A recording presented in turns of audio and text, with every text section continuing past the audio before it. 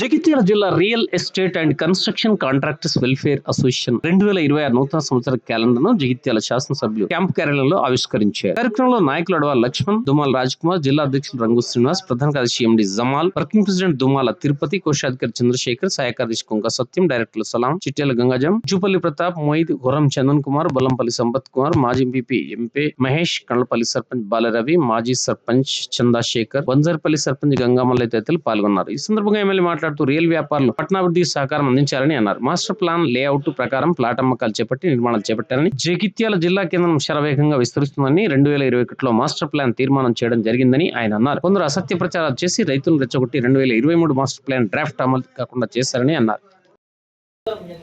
జగిత్యాల జిల్లా real estate మరియు construction contractors association welfare association వారందరూ కూడా ముందస్తు నూతన సంవత్సర శుభాకాంక్షలు. రియల్ ఎస్టేట్ అనేది వ్యాపారమే కాదు, అభివృద్ధికి ఒక సూచిక. జగిత్యాల పట్టణం కూడా నిరంతరం అభివృద్ధి చెందుతూ ఉంది. పట్టణమే కాకుండా చుట్టుపక్కల పల్లెలు కూడా దాదాపు పట్టణీకరణం అయిపోతూ ఉన్నాయి. దగ్గరున్న గ్రామాలలో కూడా నర్సింగాపూర్, వెల్దుర్తి, మోతే, దరూరు, తిప్పనపేట, హస్నాబాద్, చెన్నపల్లి ఇట్లాంటి శివార్లలో కూడా, తిమ్మాపూర్లో కూడా రో హౌసెస్ కావచ్చు, అపార్ట్మెంట్ రావడం జరుగుతూ ఉంది. మరి ఇవన్నీ జరుగుతున్న సందర్భంలో రియల్ ఎస్టేట్ వ్యాపారులను నేను ప్రజల పక్షాన కోరుతున్నా. ప్రజల పక్షాన్ని ముందు తరం వారు ఇబ్బంది కాకుండా మీరందరూ కూడా మంచి ఒక పద్ధతి ప్రకారం ప్లాటింగ్ చేయాలి. పద్ధతి ప్రకారం కన్స్ట్రక్షన్ చేస్తే ముందు తరాలు ఇబ్బంది పడాయని చెప్పి కూడా తెలియజేస్తూ, మరి గతంలో చాలా సంవత్సరాలు కాదు దశాబ్దాలకు వెళ్ళి ఒక సరి అయిన ప్రణాళిక ఆచరించక ఎన్నో పట్టణాలు ఇవాళ వర్షం వస్తే నీళ్ళు నిండిపోతున్నాయి. మామూలు సమయాలలో కూడా ఎంతో ఇబ్బంది అవుతుంది. వాస్తవానికి పట్టణాలు ప్రణాళికాబద్ధంగా ఉండాలని స్వతంత్రం రాకముందే ఆలోచన చేశారు. తర్వాత స్వతంత్రం వచ్చినాక ఆలోచన చేశారు. పివి నరసింహారావు గారు ప్రధానమంత్రి అయినాక మళ్ళీ ఆలోచన చేశారు. వెంకయ్యనాయుడు గారు భారతదేశానికి MAUD minister for urban development అయిన తర్వాత కూడా మాస్టర్ ప్లాన్ విషయాల్లో మళ్ళీ చాలా ప్రణాళికలు చేశారు.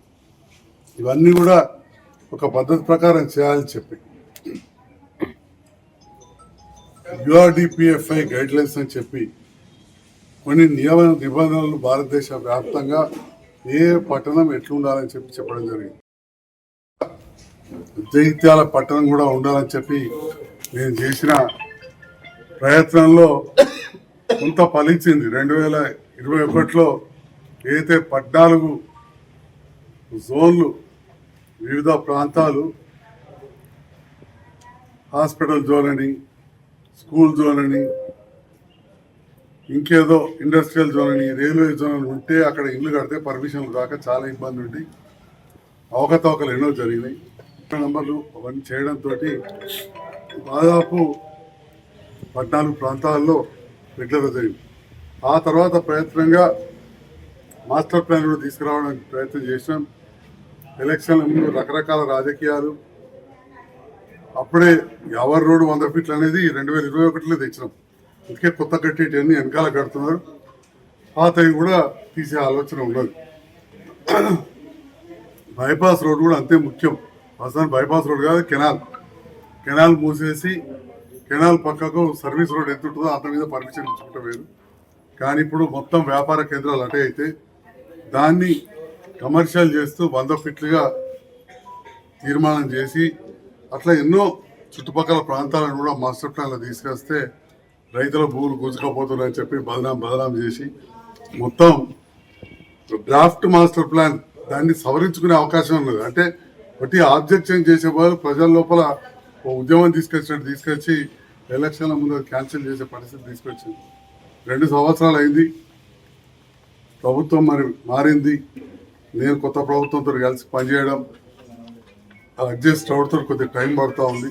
మీ అందరి సహకారంతో, ప్రజల సహకారంతో గౌరవ ముఖ్యమంత్రి మున్సిపల్ శాఖ మంత్రి కాబట్టి సహకారంతో తప్పకుండా పట్టణాన్ని అభివృద్ధి చేసుకోవాలి.